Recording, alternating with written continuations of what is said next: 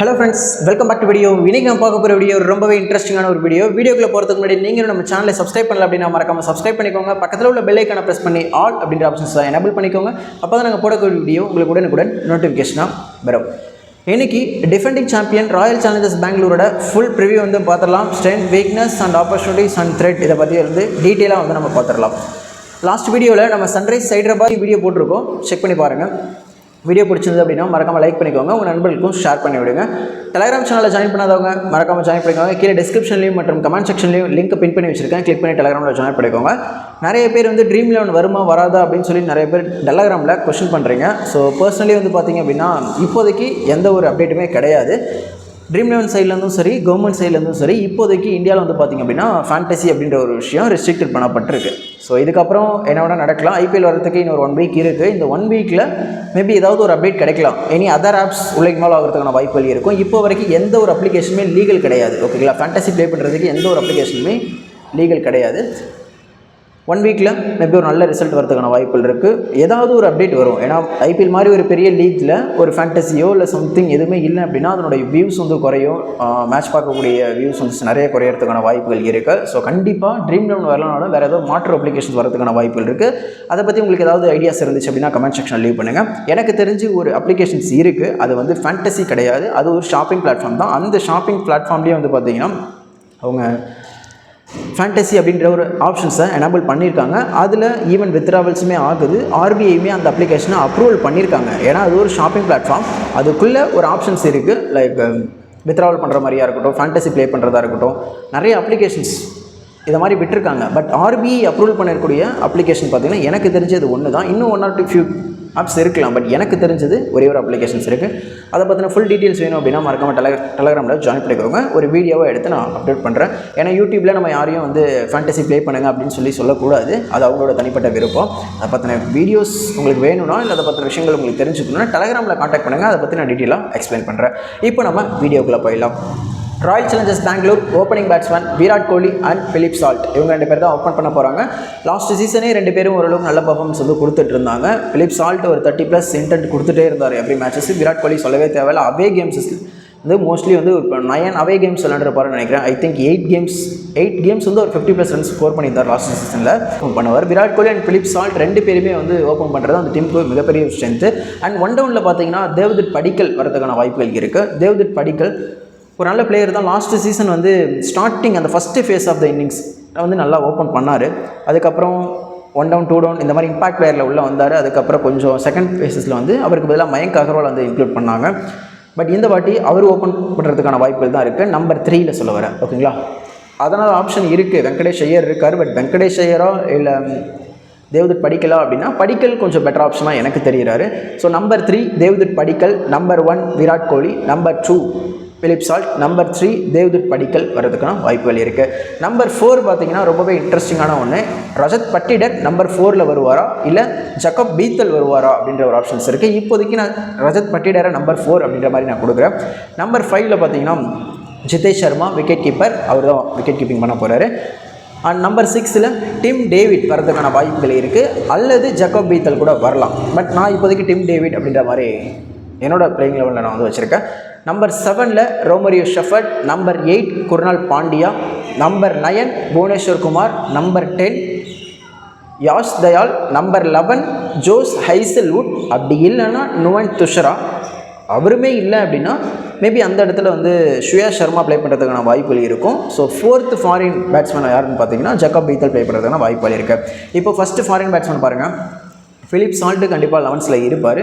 And second batsman வந்து ரோமரியோ shepherd கண்டிப்பாக 11ல் இருப்பார். ஏன்னா ஆல்ரவுண்டிங் எபிலிட்டி இருக்குது அவருக்கு. நம்பர் 3 வந்து ஜோஸ் ஹைசல்வுட் தான் கன்ஃபார்ம் ஸ்லாட்டு. பட் அவர் வந்து ஃபியூ கேம்ஸ் மிஸ் பண்ணுறதுக்கான வாய்ப்புகள் இருக்குது. ஸோ அந்த டைமில் அவருக்கு பதிலாக ரீப்ளேஸ்மெண்ட்டாக நுவன் துஷரா ப்ளே பண்ணலாம், நல்ல ஆப்ஷன்ஸாக இருப்பார். அப்படி இல்லைனா ஜக்கப் டஃபி இருக்கார், நியூசிலாந்தை சேர்ந்த டஃபி. அவர் ரீசெண்டாக வந்து பார்த்திங்கன்னா ஒரு ஜனவரி மந்த்துக்கு பிறகு ஒரு ஃபார்மில் இல்லை. பட் டிசம்பர், நவம்பர், அக்டோபர் 2025 செம பீக்கில் இருந்தார். நல்ல ஃபார்மில் இருந்தார். ஐசிசி ரேங்க்லேயுமே நம்பர் 1 T20 பவுலராகவும் இருந்தார். இப்போது ரேங்கிங் கொஞ்சம் பாயிண்ட் குறைஞ்சிருக்கே தவிர அவர் என்ன கேட்டால் ஒரு நல்ல பவுலர், ஹைசல்வுட்டுக்கு நல்ல ஒரு ரீப்ளேஸ்மெண்ட்டாகவும் இருப்பார். சரி, நம்பர் 4 பார்த்தீங்கன்னா டிம் டேவிட் அல்லது ஜக்கப் பீத்தல். இவங்க 2 பேருமே நல்ல ஃபார்மில் தான் இருக்காங்க. பட் ஜக்கப் பீத்தல் மறக்கக்கூடாது, T20 வேர்ல்டு கப்பில் நல்லாவே வந்து பெர்ஃபார்ம் பண்ணார்.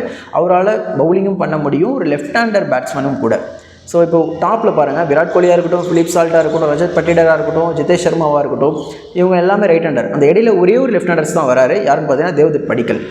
ஸோ அதுக்கப்புறம் லெஃப்ட் ஹேண்டர் பார்த்தீங்கன்னா குருணால் பாண்டியா தான் இருக்கார். இந்த இடத்துல ஒரு லெஃப்ட் ஹேண்டரை நம்ம உள்ளே இன்க்ளூட் பண்ணலாம். அந்த இடத்துல பார்த்தீங்கன்னா கண்டிப்பாக ஜக்கப் பீத்தல் நல்ல ஆப்ஷன்ஸாக இருப்பார். டிம் டேவிட் அல்லது ஜக்கப் பீத்தல் வரதுக்கான வாய்ப்புகள் நிறையவே இருக்குது. ஸோ இதுதான் என்னோட ஒரு ஸ்ட்ராங்கஸ்ட் 11.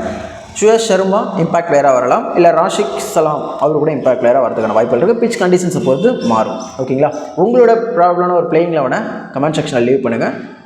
எப்படி இருக்குது அப்படின்றத பார்க்கலாம். டிம் டேவிட் அல்லது ஜக்கப் பீத்தல் இவங்க 2 பேரில் யார் விளையாண்டா பெட்டராக இருக்கும்னு நீங்கள் நினைக்கிறீங்க அப்படின்றத கமெண்ட் செக்ஷனில் லீவ் பண்ணுங்கள். ஸோ இப்போ இந்த டீமை பொறுத்த வரைக்கும் ஸ்ட்ரென்த் அப்படின்னு எடுத்துக்கிட்டோம் அப்படின்னா நிறைய ஸ்ட்ரென்த் இருக்குது. ஏன்னா வந்து பவர் ஹிட்டர்ஸ் இருக்காங்க. ஜிதேஷ் சர்மாவாக இருக்கட்டும், டிம் டேவிடாக இருக்கட்டும், அண்டு ரோமரியோ ஷெஃபர்ட், இந்த 3 பேரும் பார்த்தீங்கன்னா கடந்த 2025 IPL டாப் 15 பிளேயர்ஸில் ஸ்ட்ரைக் ரேட் எடுத்து பார்த்தீங்க அப்படின்னா, அதாவது ஸ்ட்ரைக் ரேட் வைஸ் எடுத்து பார்த்தீங்கன்னா இந்த டாப் 15 பிளேயரில் இந்த 3 பேர் இருக்காங்க. 15 பேரில் எந்த டீம்லேயுமே 3 பேர் கிடையாது. 2 பேர் இருக்காங்க அல்லது ஒரு பிளேயர் தான் இருக்காங்க. பட் ஸ்ட்ரைக் ரேட்டை பொறுத்த வரைக்கும் 2025 நடந்த மேட்சஸில் IPL வந்து பார்த்தீங்கன்னா டிம் டேவிடுக்கு ஆல்மோஸ்ட் 170 ஸ்ட்ரைக் ரேட்டு, ஜிதேஷ் சர்மாவுக்கு ஆல்மோஸ்ட் 180 ஸ்ட்ரைக் ரேட், ரோமரியோ ஷெஃபர்டுக்கு 200 ஸ்ட்ரைக் ரேட். அவர் ஒரு 1 or 2 கேம்ஸ் தான் வந்து ஆடினார். அந்த இதுலேயும் வந்து ஒரு ஸ்ட்ரைக் ரேட் நல்லாவே வச்சிருக்காரு. ஸோ பார்த்தீங்கன்னா எல்லாருமே 165+ தான் இருக்காங்க. ஜிதேஷ் சர்மாவாக இருக்கட்டும், டிம் டேவிடாக இருக்கட்டும், ரோமரியோ ஷெஃபர்டாக இருக்கட்டும், டாப் 15ல் 3 பேர் இருக்காங்க. இது ஒரு அட்வான்டேஜ். ஃபினிஷிங் ரோல் பக்காவாக இருக்குது. ரொம்பவே வந்து எக்ஸலண்ட்டாக ப்ளே பண்ணக்கூடிய பிளேயர்ஸ் தான் இந்த 3 பேருமே. இவங்களுக்கு பேக்கப் ஆப்ஷன்ஸ் கூட இருக்குது. ஜோர்டன் காக்ஸ் அப்படின்னு சொல்லிட்டு ஒரு பிளேயர் இருக்கார். அவருமே நல்லா விளையாடுவார். பெஞ்சில் அவர் இருக்கார், மறக்கவே கூடாது. ரொம்பவே நல்லா விளையாடக்கூடிய பிளேயர் தான். ஜக்கப் பீத்தல் பிளேயிங் லெவலில் இருந்தால் கூட நல்ல ஆப்ஷன்ஸாக இருக்கும். டிம் டேவிட் பெஞ்சில் இருப்பார். ஃபினிஷிங் ரோலுக்கு பக்காவாக இருக்குது அவங்களை பொறுத்த வரைக்கும். ஓப்பனிங் ஸ்லாட்டும் நல்லாவே இருக்குது. Virat Kohli and flip salt இவங்க 2 பேருமே ஓப்பனிங் பேட்ஸ்மேன்ஸ் தான் இன்டர்நேஷனல் ஃபார்மேட்டில் ஓப்பன் பண்ணிகிட்டு இருக்காங்க. விராட் கோலி சொல்லவே தேவையில்லை, ஓப்பனும் பண்ணுவார், 1 டவுனும் ஸ்லாட் நல்லாவே விளையாடுவார். IPL பொறுத்த வரைக்கும் ஓப்பனிங்லேயும் நல்ல ரெக்கார்ட்ஸ் இருக்குது. ஸோ மிடில் ஓவர்ஸில் வந்து கண்டெயின் பண்ணி எடுத்துகிட்டு போகக்கூடிய ரஜத் பட்டிடர் வந்து பார்த்திங்கன்னா ஸ்பின்னர்ஸை நல்லாவே வந்து விளையாடக்கூடிய ஒரு பிளேயர். அந்த நம்பர் 3 தான் கொஞ்சம் உங்களுக்கு இடிக்குது. தேவ்தத் படிக்கலா, இல்லை வெங்கடேஷ் ஐயரா, இல்லை ஜக்கப் பீத்தலா, இந்த நம்பர் 3 ஸ்லாட் தான் ஒரு சின்ன ஒரு வீக்னஸாக நம்ம பார்க்கலாம். ஏன்னா தேவ்தத் படிக்கல் மாற்றி ட்ரை பண்ணுவாங்க, அண்டு வெங்கடேஷ் ஐயரை மாற்றி ட்ரை பண்ணுவாங்க. யார் அந்த கன்ஃபார்ம் ஸ்லாட் அப்படின்றத நம்ம பொறுத்திருந்து பார்க்கலாம். என்னை பொறுத்த வரைக்கும் தேவ்தத் படிக்கல் வரதுக்கான வாய்ப்புகள் தான் இருக்குது. ஏன்னா லெஃப்ட் ஹேண்டர் அப்படின்றதுனால. ஜோஸ் ஹைசல்வுட் இல்லைன்றதுனால மேபி ஜக்கப் பீத்தலை இன்க்ளூட் பண்ணலாம். பட் ஜோஸ் ஹைசல்வுட் உள்ள டீமுக்கு வந்துட்டார் அப்படின்னா ஜக்கப் பீத்தல் விளையாடுறதுக்கான வாய்ப்புகள் கம்மி தான். ஏன்னா டிம் டேவிடுக்கு அவங்க ப்ரிஃபர் பண்ணுறதுக்கான வாய்ப்புகள் நிறையவே இருக்குது. பொறுத்திருந்து பார்க்கலாம். ஸோ இதுதான் ஓவரால் ஸ்ட்ரென்த்து. பார்த்தீங்கன்னா உங்களுக்கு ஃபினிஷிங் ரோல் வந்து ரொம்ப ஹெல்ப்ஃபுல்லாக இருக்கும். ஸ்ட்ரென்த்து பக்காவாக இருக்குது. அண்ட் ஓப்பனிங் நல்லாவே அமைஞ்சிருக்கு. பேட்டர்ஸை பொறுத்த வரைக்கும் நல்லா ஸ்ட்ராங்காக தான் இருக்காங்க. வீக்னஸ்ன்னு பார்த்தீங்கன்னா அப்படின்னா பவுலிங் யூனிட் தான். பவுலிங்கில் பார்த்தீங்கன்னா அந்த ரைட் ஆர்ம் ஆஃப் ஸ்பின்னர் வந்து யாருமே கிடையாது. நல்லா யோசிச்சு பாருங்கள். Ashwin variations, left arm orthodox bowler இருக்காங்க. குருணால் பாண்டியா இருக்கார், அது அவர் நல்லாவே போடுவார். ஸ்வப்னில் சிங் இருக்கார், அவருமே வந்து லெஃப்ட் ஆர்ம் ஆர்த்தடாக்ஸில் அந்த ஆம்பால்லாம் போட்டு விக்கெட் எடுக்க முடியும் ரைட் ஹேண்டர்ஸ்க்கு. But right arm off break bowler யாருமே கிடையாது. ஓகேங்களா? ஸோ இப்போ அண்டர்-19 வேர்ல்டு கப்பில் நடந்த மல்கோத்ரா இருக்கார். பட் அவர் எந்த அளவுக்கு பவுல் பண்ணுவார் அப்படின்றது தெரியல. ஸோ அது இல்லாமல் இன்னொரு அண்டர்-19 பிளேயர் இருக்கார், வி சௌஹான் நினைக்கிறேன். அவருமே வந்து பார்த்திங்கன்னா நல்லாவே ஆஃப் ஸ்பின் போடுவார். இப்போது நடந்த மேட்சஸில் கூட ஒரு 2 விக்கெட்ஸ் எடுத்தாருன்னு நினைக்கிறேன். ஆஃப் ஸ்பின் போடுவார். பட் அவருக்கு ஸ்லாட்டில் இடம் இருக்கா அப்படின்னு கேட்டிங்கன்னா டவுட்டு தான். ஸோ ஆஃப் ஸ்பின் வந்து பார்த்திங்கன்னா ஒரு எக்ஸ்பீரியன்ஸ் பிளேயர் யாருமே கிடையாது. ஏன்னா என்டையர் 25 மெம்பர்ஸ் டீம்லேயே 2 பிளேயர் தான் ஆஃப் ஸ்பின்னர்ஸ் இருக்காங்க. அந்த 2 பேருமே அண்டர்-19 இருக்க பிளேயர்ஸ் தான். ஸோ அது ஒரு வீக்னஸாக நான் பார்க்குறேன் ஸ்பின் டிபார்ட்மெண்ட்டாக பொறுத்த வரைக்கும். மற்றபடி குருணால் பாண்டியாவாக இருக்கட்டும், சுயேஷ் சர்மாவாக இருக்கட்டும், இவங்களாம் ரைட் ஹேண்டர்ஸ்க்கு நல்லாவே போட்டுருவாங்க. பட் லெஃப்ட் ஹேண்டர்ஸ்னு வரும்பொழுது ஆர்சிபியோட பவுலர்ஸ் வந்து அடி வாங்குறதுக்கான வாய்ப்புகள் இருக்குது. இப்போ ஃபார் எக்ஸாம்பிள் சன்ரைசர்ஸ் கூட மேட்ச் ஆடும்போது பாருங்களேன், Travis Head, Ishan Kishan and Abhishek Sharma 3 பேரும் ஓப்பன் பண்ணுவாங்க. ஸோ அந்த இடத்துல ஒரு ஆஃப் ஸ்பின்னர் இருந்தால் நல்லாயிருக்கும். லைக் ஒரு வில் ஜாக்கோ, இல்லை ரவிச்சந்திரன் அஸ்வினோ, இல்லை வாஷிங்டன் சுந்தர், இந்த மாதிரி ஒரு ஸ்பின்னர்ஸ் இருந்தால் கொஞ்சம் அவங்களுக்கு பெட்டராக இருக்கும். ஏன்னா ஆஃப் ஸ்பின் அவங்களால போட முடியும். லியாம் லிவிங்ஸ்டன் கூட ஒரு ஆஃப் ஸ்பின் பவுலர் தான், 2மே போடுவார். பட் அந்த மாதிரி ஒரு பார்ட் டைமர் இருந்தால் கூட அவங்களால கொஞ்சம் கண்டெயின் பண்ணி விக்கெட்ஸ் எடுக்க முடியுமே தவிர. பட் இங்கே ரைட் ஆர்ம் ஆஃப் ஸ்பின்னர்ஸ் இல்லாததுனால நிறைய டீமில் லெஃப்ட் ஹேண்டர்ஸ் இருக்காங்க. இப்போ மும்பை இந்தியன்ஸ் பார்த்திங்க அப்படின்னா திலக் வர்மா இருக்கார், குண்டன் டிகாக் இருக்கார், அண்ட் விக்கெட்டன் இருக்காரு. ஸோ 3 லெஃப்ட் ஹேண்டர்ஸ் இருக்காங்க. ஆப்வியஸாக 2 பேர் யாரோ ஒருத்தங்க தான் விளையாட போகிறாங்க. ஸோ லெஃப்ட் ஹேண்டர்ஸை விக்கெட் எடுக்கணும் அப்படின்னா ஆஃப் ஸ்பின்னர் ரொம்ப ரொம்ப தேவை. அந்த ஒரு விஷயம் வீக்னஸாக இருக்குது ஆர்சிபியை பொறுத்த வரைக்கும். ஸோ பார்க்கலாம் வேறு எந்த பிளேயர்ஸ் வந்து எப்படி பர்ஃபார்ம் பண்ணுறாங்கன்னு.